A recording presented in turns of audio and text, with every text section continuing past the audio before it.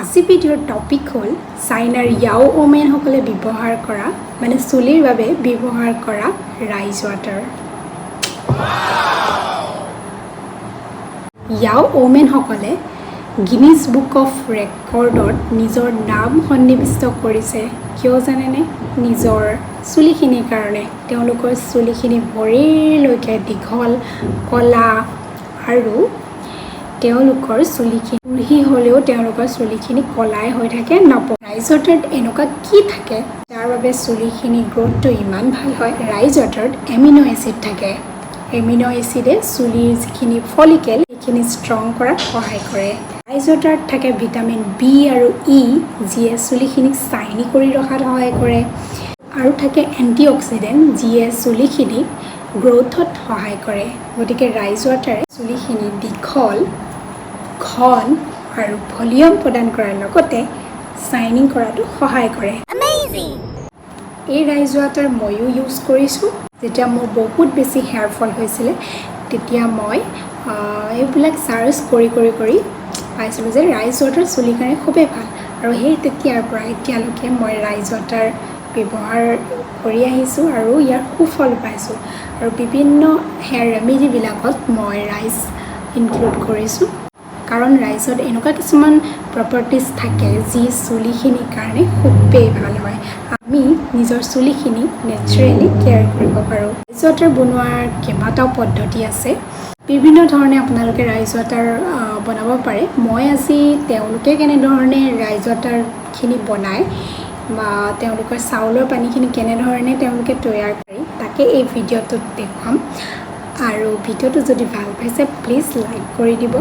মই ইয়াত hair care related বিভিন্ন ধৰণৰ টপিকবিলাক বা ৰেমেডিবিলাক শ্বেয়াৰ কৰি থাকোঁ। চ' প্লিজ যদি ফ্ৰেণ্ডছ কোনোবা আছে ফ্ৰেণ্ডছৰ লগত শ্বেয়াৰ কৰিব আৰু প্লিজ মোৰ চেনেলটো ছাবস্ক্ৰাইব কৰি থৈ যাব। তেনেহ'লে ব'লকচোন ৰাইজ ৱাটাৰ বনোৱাৰ পদ্ধতিসমূহ চাওঁ। প্ৰথমতে লাগিব আমাক অলপ চাউল হোৱাইট ৰাইচ, যিখিনি বগা চাউল সেইখিনি ল'লে ভাল আৰু ঘৰুৱাভাৱে উৎপাদন কৰা চাউল হ'লে ভাল। পৰিমাণ হিচাপে মই চাউল 1 কাপ লৈছোঁ।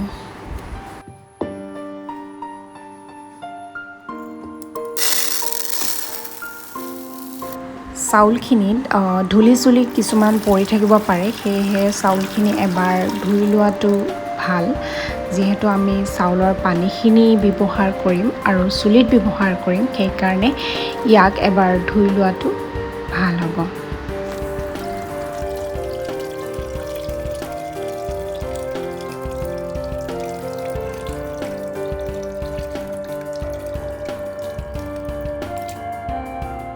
একাপ চাউলত মই 5 কাপ পানী ব্যৱহাৰ কৰিছোঁ। যদি চাউলৰ পৰিমাণটো 2 কাপ হয় তেতিয়াহ'লে তাত 10 কাপ পানী এড কৰিব পাৰে। আৰু পানীখিনি ফিল্টাৰ পানী হ'লে ভাল। যিহেতু আমি চুলিৰ কাৰণে ব্যৱহাৰ কৰিম সেইকাৰণে ফিল্টাৰ্ড পানী হ'লে বেছি ভাল।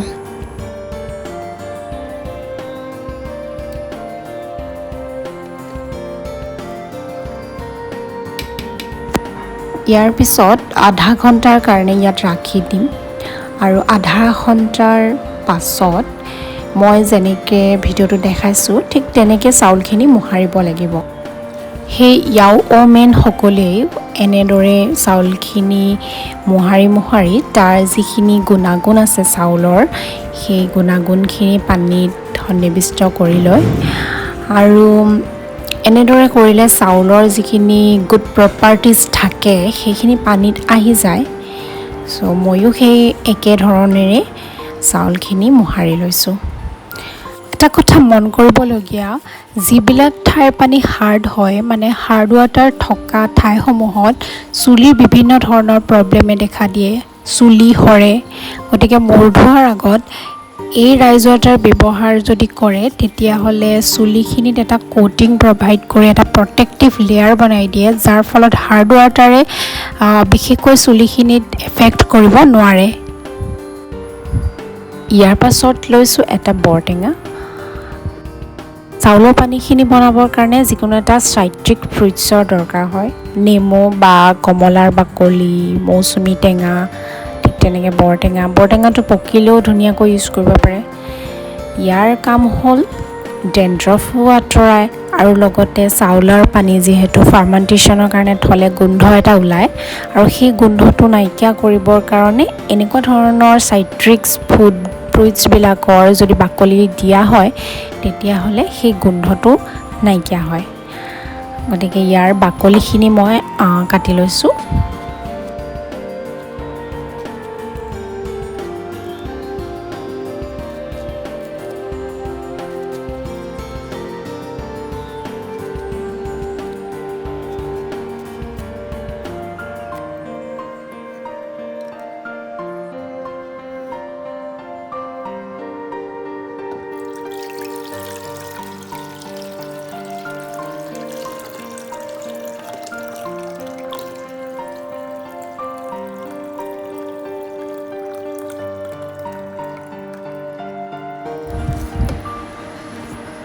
এইখিনি নিউট্ৰিয়েণ্টছপূৰ্ণ পানীখিনি যিখিনি আমাক হেয়াৰ গ্ৰ'থ প্ৰদান কৰিব।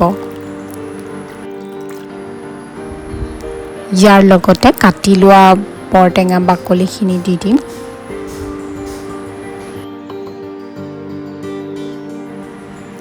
আৰু এই পানীখিনি 15 মিনিটৰ কাৰণে বইল কৰিব লাগিব।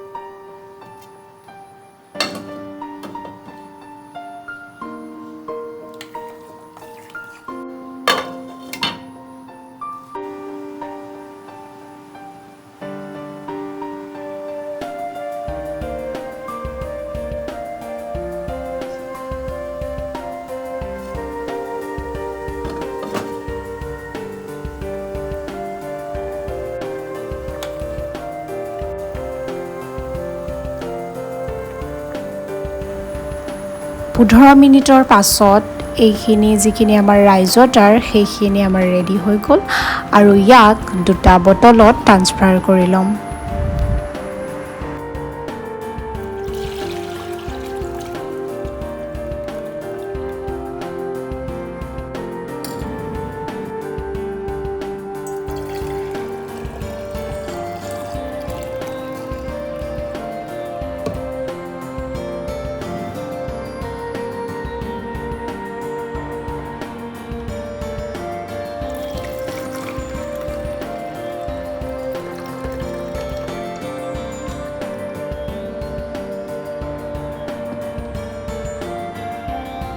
বৰটেঙা বাকলি কেইডোখৰ পেলাই নিদি ইয়াতে লগতে ভৰাই দিব বটলত, কাৰণ এইটো ফাৰ্মেণ্টেশ্যনৰ কাৰণে ৰাখিব লাগিব 5ৰ পৰা 7 দিনমান, গতিকে গোন্ধ ওলাব পাৰে।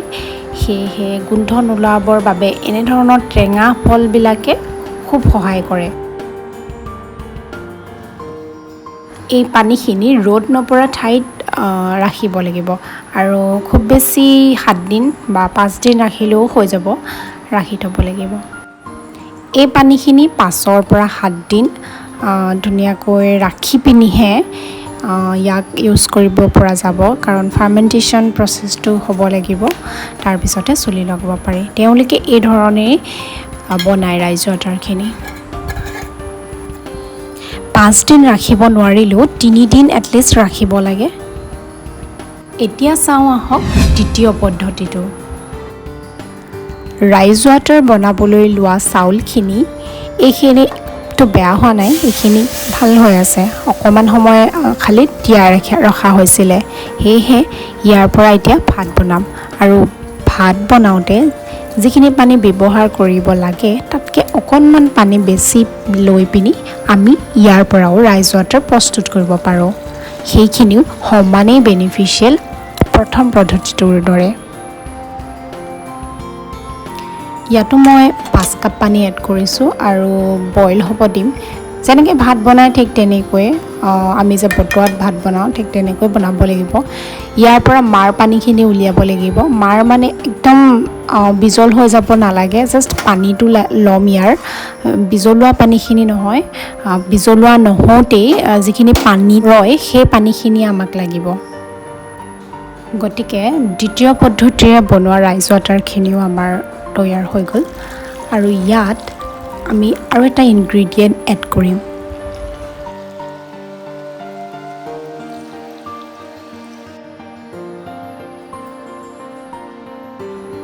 যিহেতু ফাৰ্মেণ্টেশ্যনৰ কাৰণে ৰাখিব লাগিব, সেইকাৰণে ইয়াতো টেঙা ফলৰ বাকলি দিব লাগিব।